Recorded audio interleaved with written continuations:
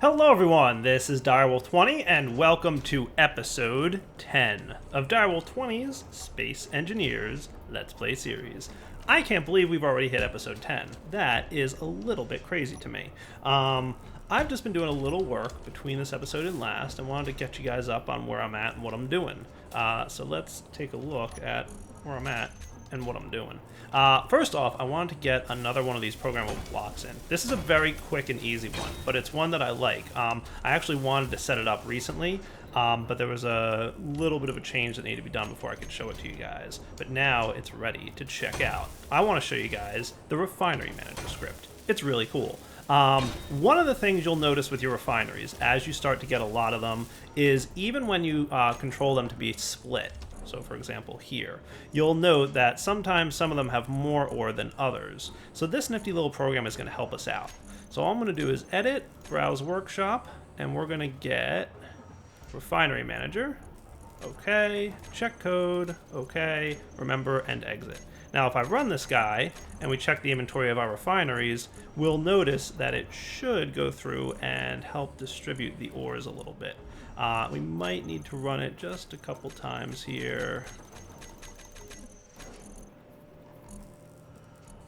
And we'll see that it's not necessarily getting them. So let's see, what did I do wrong? Oh yeah, for this one we want use conveyor system on in order for this to work. That's right.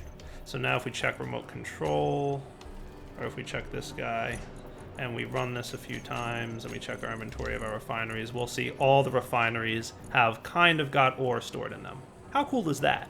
So by enabling the remote control system and running this program, it'll make sure that all the refineries pretty much keep a decent amount of ore split up among them. Pretty nice, right? And as some empty out, others will go in. So I'm going to go ahead and get this guy running. So this is just something that helps to, all it does really is look through all your refineries, find any that currently aren't processing any, and then if it finds some that is processing some ore, it snags some of it and throws it in there. So it just keeps all your refineries going at the same time. It's not super important to have, but if you want to really burn through all the ore that you've mined, like I just did a bit of mining, it's not a bad idea. Definitely helps out. So let me name this guy program. What have I been naming things? Is it program? Yeah, programmable dash refinery manager. And you can be timer dash refinery manager, and your actions will be to get that programmable block, which is the refinery manager, and run it. And then get the timer, that is the refinery manager, and start it. And we will set this to run like every 5 seconds. It doesn't have to run every second like some of the other ones are. So now every 5 seconds, it'll just check the refineries, make sure, see if they're all operating. If there's any, one refinery that's doing more than another, it'll go ahead and evenly distribute. So you'll notice cobalt is currently in all of our refineries now, because I believe our arc furnace was still working on some cobalt, as crazy as that sounds. So that's pretty cool, right? So if we check on this now, we'll see refinery 1 is kind of finished working on what it's got. And you know what might be happening right now is our arc furnace is probably stealing it. So let's do that. If we check our refinery now, we'll see everything splits properly. Nice. Look at that. And it's not getting stolen back by the arc furnace. So I'm going to go through and actually change things. Now that we've got a computer controlling these, we don't necessarily need this. Remember I told you early on is that the ore system will automatically pull without having these, lines here. So you should be in pretty good shape. Nice. And you are named appropriately. Good. Cool. So that's a pretty neat little trick, I think. You can see the refinery doing its job, and everybody's working. That'll just keep things running efficiently, pretty much. It'll keep all your refineries balanced. It's a very nice program, and I am really excited to be using it. So let's see what's going on over here. Ooh, lots of stuff happening. Cool. Lots of ingots, lots of reactors. We'll notice that because I've got a ship docked, it's telling me more information about the reactors, and there's also a battery. We haven't talked about batteries yet, but I installed one on one of my ships, and I want to talk about it now. So let's go over here to our miner bay and disconnect this dude. Yoink. Because I wanted to do something pretty cool. And we'll notice now that I've got him detached, this thing goes back to looking pretty slick without having to turn pages. Wow.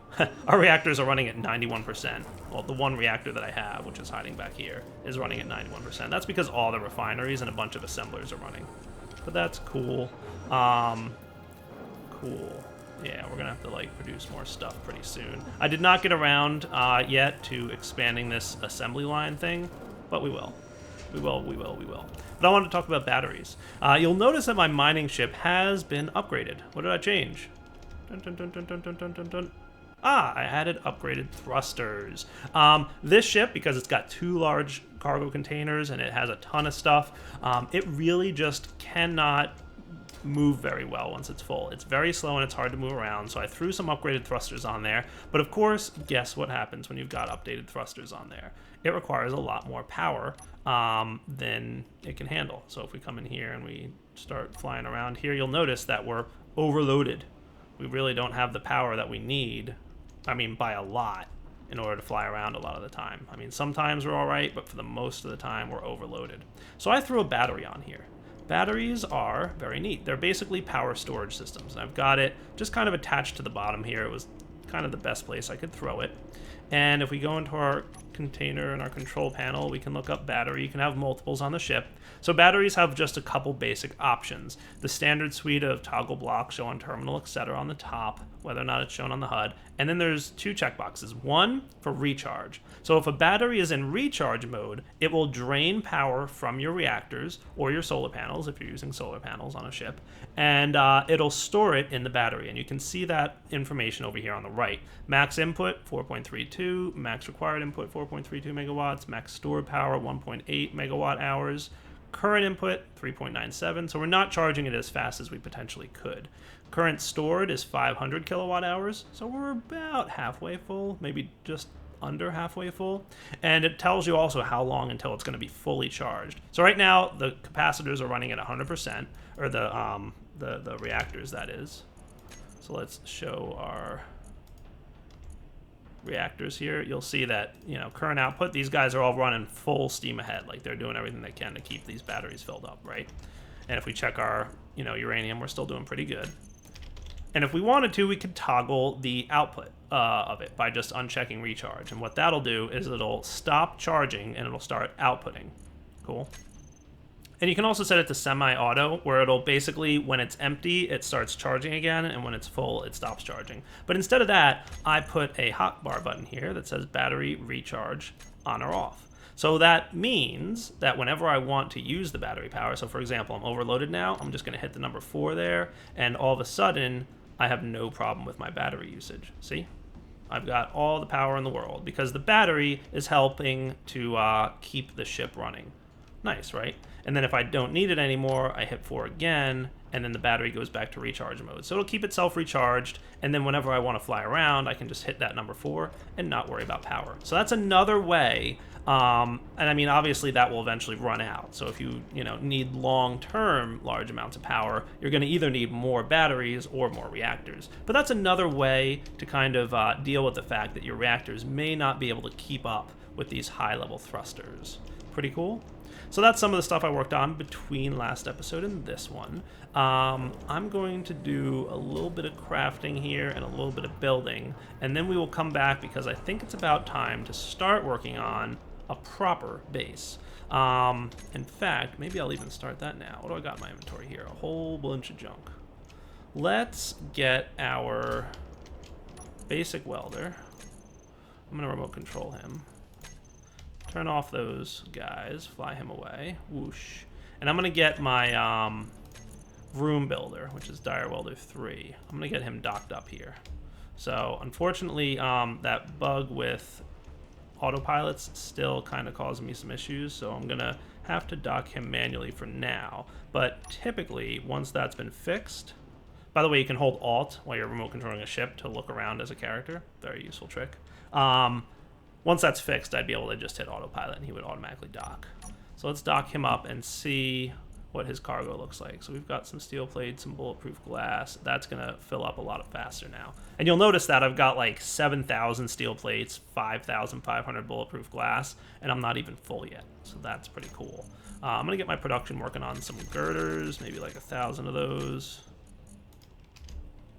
And what did I want girder-wise? 1,500? That should be fine. All right, cool. So we will be back in a minute. You'll notice that my auto-crafting system, by the way, still believes that he has plenty of steel plates and plenty of bulletproof glass, so he won't be producing more. But as soon as I undock that ship and he's no longer attached to the station by a connector, the auto-crafters will kick in. So again, last episode we made some auto-crafting stuff, which is pretty cool. And this means that I can go crafting and building with my welder ship, and meanwhile my base will automatically refill its internal supplies of steel plates and bulletproof glass. Something that I think is really cool. Alright, we'll be back in a few. Okay guys, we are back, and I'm building the first of many rooms. Now many people have commented on the series that I'm not staying true to form with the size of my buildings. So hopefully those of you who are concerned about such things will appreciate the size of the room that I'm building. And those of you who are concerned in the other direction, don't worry, not every room I build will be a square 9x9. But because it's really the first room of my base, I feel like I need to pay a little bit of homage. So you can see my welding ship is doing a great job. My cargo, I've got plenty of steel plates here to keep going with this thing. But one of the things I want to do with this 9x9 building that I'm making here, as I weld it all up, and by the way, I love welding en masse like this. Like, it is just great. You can also tell, by the way, how somewhat slow this welder ship is when it's full. Its cargo container being full definitely slows it down a bit, but we kind of knew that. Nice. So that's good. Let's turn off those things, and let's fly off in this direction and undock.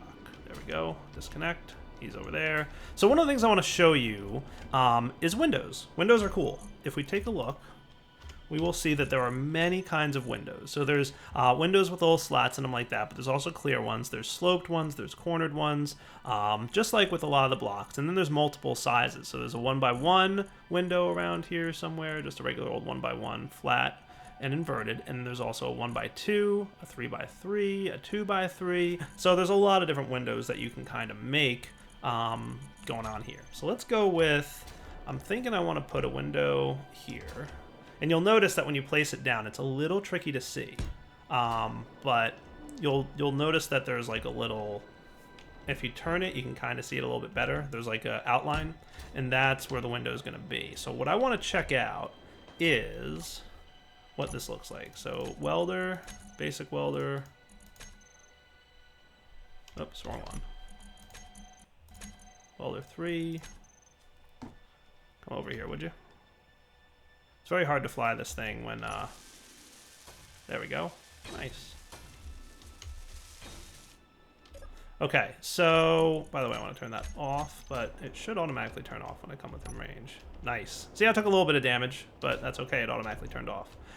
So you'll notice that when you look through this side, it's a little bit more clear than when you're looking through this side that's kind of like shaded. So I want to invert these. So what I'm going to do, by the way, you'll notice bulletproof glass and girders. Yeah, that's kind of mentioned earlier. You're going to need a lot of those because that's what we're doing. Windows.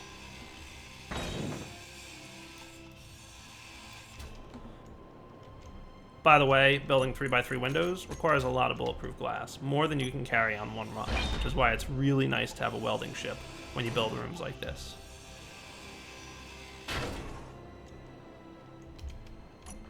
I've dropped many pieces of bulletproof glass on the ground in my day. That should be good. What's in here? And I'm going to grab a little bit of you. So that's the difference between this guy, which is the 3x3 window flat, and this guy, which is the 3x3 window flat inverted. It's which side has that darkened color to it. So now if we do that, back up a little bit, basic Dire Welder 3, remote control.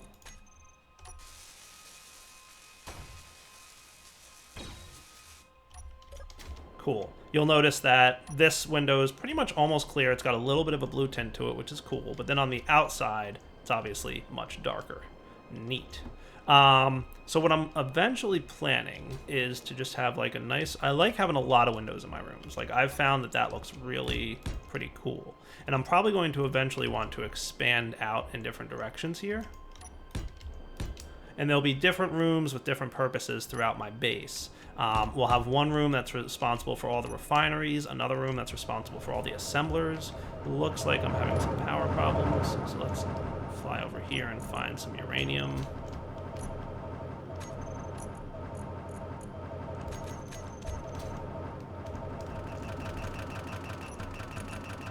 Actually, no, I'm not low on uranium.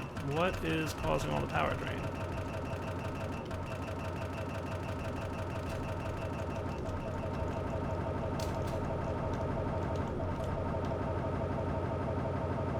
Power usage is 69.5%. What is going on here? Let's take our refinery number 7 and turn him off. Okay, so I had too many refineries going. Neat. What are you guys all refining still? Oh, just a ton of cobalt. Gotcha. Alright. I'm gonna have to deal with power soon, because I'm getting low. So another room's going to be the reactor room. That's going to be where all my power is. And there's a couple other rooms that we're going to want to have that will be responsible for doing some things that we quite haven't looked at yet. So let's get a couple more parts here, right? So I'm going to place down the foundations of this room. This is going to be a very simple room. It's really just going to kind of be the entryway to the base. So it's going to be where people walk in and, well, people being me. Also, probably a question some of you had on your minds. This is episode 10. Does this mean we have a world download? I'm pretty sure I can very easily upload my world to the Steam Workshop in the same way that I upload ships. So yes, there will be a world download at the end of this episode. So let's put some of these blocks here. I haven't figured out what I want to be, what's going to be above the door frame there, but we are going to look at doors this episode as well, and some other cool tricks I want to do with them. So this room, well, probably not yet, but soon-ish, we're going to start looking at oxygen and pressurizing rooms. And this room we're going to want to have be pressurized. So we're going to want a door on this room. As you can see, there are many doors. Technically, there's one door, and then there's a bunch of mods that add a bunch of door types. So there's a bunch of really cool, nifty-looking doors added by door types. Just for the intro to it, I'm going to go with a regular old door, just a vanilla door, nothing special about it. Let's see. The tricky thing with doors sometimes is placing them and having them look good as it relates to these glass windows, because they can sometimes look a little bit funny. But I think there's a solution to that. So doors in the regular game, just vanilla doors, are always going to be centered on the block. But I think one of the mods that I add here adds a door that can be recessed into a block. So let's see about that. Adjusted door offset. Yeah, anything labeled offset.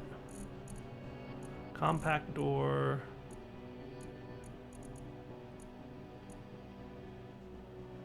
Ooh, glass panel, compact door. There's a lot of door types, and I should probably look at some of them to decide which one I like the best. Interior door offset. Let's see what that looks like. So you'll notice the offset doors are kind of, you know, towards the back of the block or the front of the block instead of directly in the center. And that's probably going to be pretty cool. So doors actually have lots of components to them, as you can see. So I'm going to need to get a bunch of stuff. And while I'm at it, I should probably get a couple other things. We'll grab a few of you, some displays. I'm going to put some of this away. Small steel tube. I'm sure construction components play a role here. Motors, that sounds like a good thing to have. Probably going to want a few more of those. I think I saw metal grids too. Yep.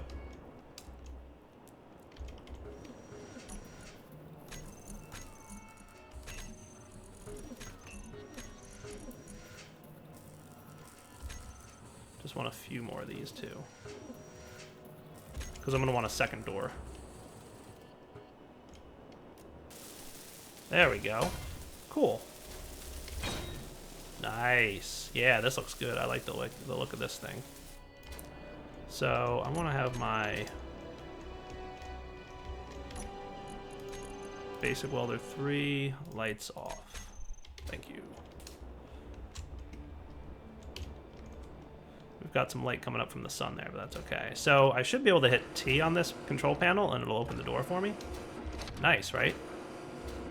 And I like the glass look of it. So that's actually really cool. Which door was that? That was interior door offset. I like it. I'll take it. So you can see that that's kind of meshes a little bit better with the glass here. And that's good to me. So let's build another one of those. Whoosh, right here. So this is technically sitting on the first block in the bridge, not this block. And we can tell because we should be able to put a block there, but we won't be able to put a block here. See? Nice. Yeah, there's not a ton of components you need for building doors. It's just a lot of different ones, but a small amount of a lot of different ones. There we go. Beautiful. Now, what I usually like to do, and I'm thinking, actually, I wonder if I can. I have to test because I'm not sure if I can do this, but let's do window. Probably, is there a 1x2 flat? Probably want the inverted one. I may not though, we'll see. But what's this look like? Can I do something like this?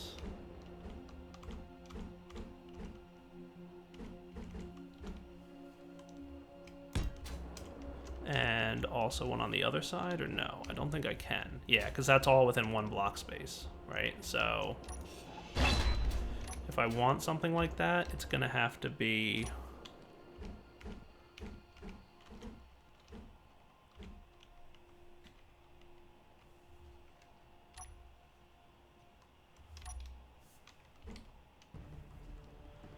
like that.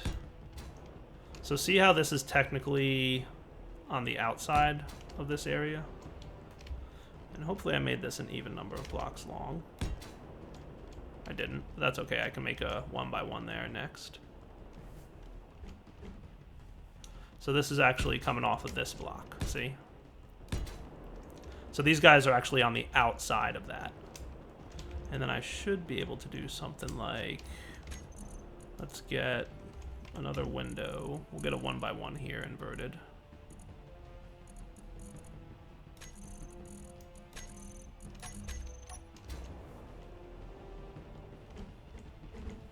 Yeah, we're gonna want it like this.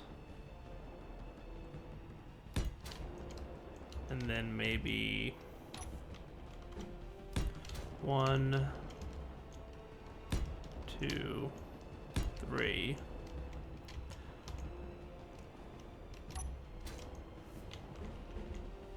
One,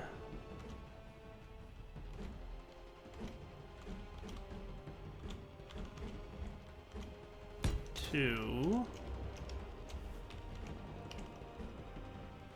3. Let's see how that looks. Let's get our basic welder 3, remote control. We're gonna fly over.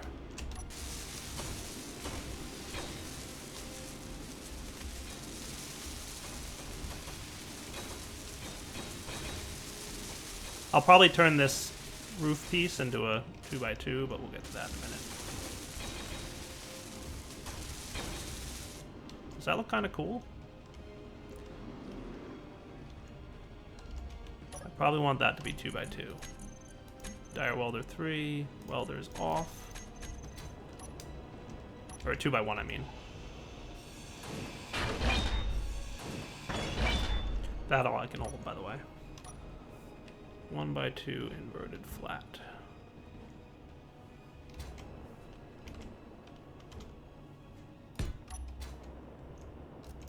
Oh, wrong way. Energy low. Oh, energy's low.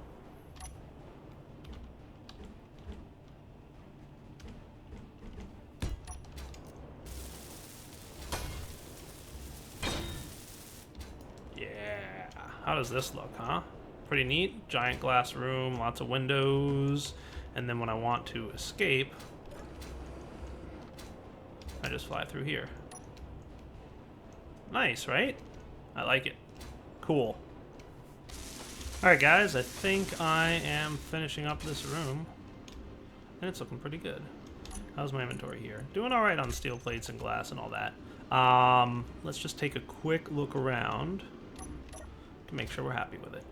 So the only thing I can tell right now is that this glass is the wrong see-through in the corridor in between. But all the other glass looks pretty good. It's neat because it has kind of like a reflectory type appearance to it almost at times. But you can tell from the inside here, things don't look so good. So I want to swap this out and make it clear through the tunnel there, so it looks more like the glass in here. But that looks nice, right? Like you can obviously see through everything. It's a really kind of a cool room. Like I said, this is going to kind of be a main central base area where like I just walk in. There might be some stuff in here. I haven't entirely decided what I'm going to do with this room yet. It's really kind of just like the central walk-in area. I might have some control panel type stuff or some different things like that. Let me swap out all this glass real quick. I'll be back in a moment. I have to grind it down by hand and then revert it. So that was a 1x1 flat inverted. Let's do 1x1 flat and put it in like that. I'm just going to do these one at a time, and I'm going to do it all off camera. See? And then when I'm inside there, it'll be clear through there. Nice, right? All right, so I'll be back in a minute once I've done that all around. Wow, what happened there? I don't even know what that was, but oh well. Back in a minute.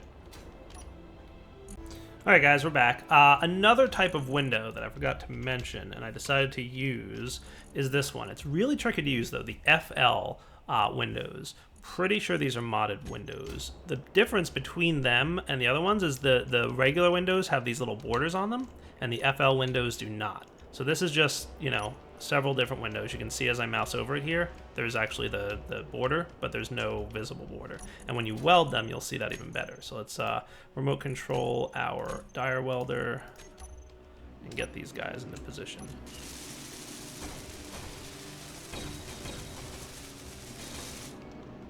Nice. Turn that guy off. And now we can see, just a little bit smoother, a nice, clean passageway. It looks really nice, kind of running through here. Awesome, right? And then on this side, things look pretty good. You'll also notice, it's one thing that I've kind of always struggled with a little bit. It's really tricky at times to fit through doors while flying. Once we get a gravity generator in there, let me actually extend my gravity generator in this direction. So field width is actually already maxed out. So let's turn this guy on. So it's much easier to walk through doors when you're under the effects of gravity. So the gravity generator being over there, but eventually we're going to want the gravity generator to be more in the central location in our base. But see, much easier to go through doors when you're not flying versus when you are. That's just one nuance of doors that I've always found. There might be some doors that make that a little bit better, but I'll tweak it a little bit. So let's take a look here. Closing the door. Nice. Neat, right? Let's see about automating doors. All right, guys, one more thing I want to do before we wrap up here is one of the things that I like to have fun with, and that is automating doors. So let's take a look with a sensor. Remember, sensors can detect players, so why not use them to open doors for us whenever a player gets nearby? Cool? So we're going to weld this guy into place. Boom, he's ready to run.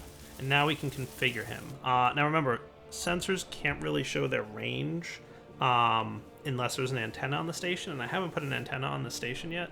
It's probably something I should do.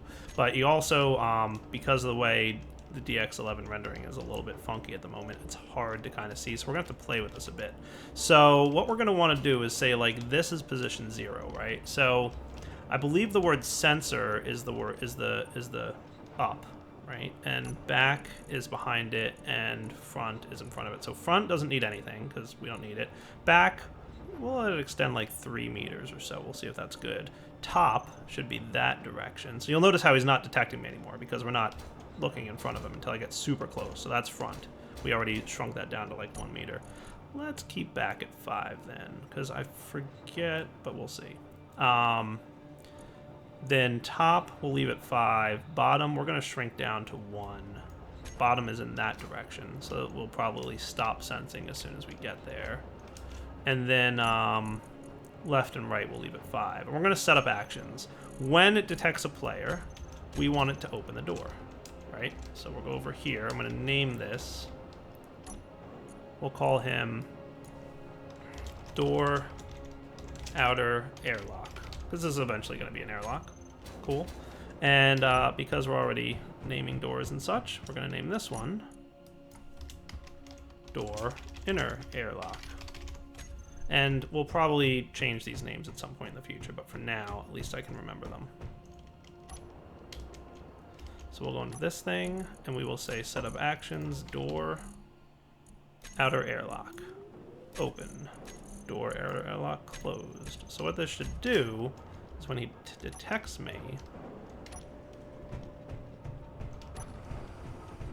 he should close the door. So when he detects me open, detects me closed. So I'm going to tweak this around a little bit. I want him to be a little bit further back. Remember, back is up, so we want actually bottom. We want it to be like 3, we'll go with. Bottom is this direction. So let's see how well that works. So the door is closed. I walk up to it. It should open. And when I get away from it, it'll close. Nice, right? And then as I walk up to it, it'll open. And it'll close when I get away. So the only thing I probably want to tweak a little bit further in the front, just so that I can continue walking without getting stuck on the door. So it's probably like just 1 more meter. Top. So that's 6. We'll make it 7. And left and right we'll bump out to 6 as well, just to make sure that we have good coverage. Cool. So we'll walk up to it. Should open a little bit sooner, enough for me to keep walking. Nice. Now if I'm running, I'm going to have to stop, but that's okay. So that's how you can do an automated door with sensors and interior doors. How cool is that? Oh, I love it. Obviously, you fly faster than you walk, and I have to do another sensor here. All right, guys, so what I'm going to do is configure another run of that. Let's see. By the way, I had to add another cargo container here because my first one filled up. Let's get 6 of these dudes and 6 of these dudes. And I'm going to take care of this now off camera because it is, unfortunately, time to wrap up the episode. That's right. It is ye old wrapping up point. So for now, Direwolf20 signing off. Hope you guys enjoyed the episode. First of many interior rooms have been built. Now, I believe, I'm not 100% sure, but I believe this room should be completely air pressurized, which means that if we were to decide to fill it with oxygen at this point, it would be able to maintain that oxygen. Not, like I said, 100% sure, but I think that's the case. So I guess I'll put this sensor down here. I want to have it under the block that the door is actually on, right? So this block is there. So we'll do this one here. So we'll see about that. For now, though, it is wrapping up point, like I said. So we'll come back next time. We'll play with some more stuff. I'll probably expand the base a little bit more and work on some other really cool things. All right, guys, take it easy. Oh, by the way, world download, I think. So check in Steam. You should see a world download in there somewhere.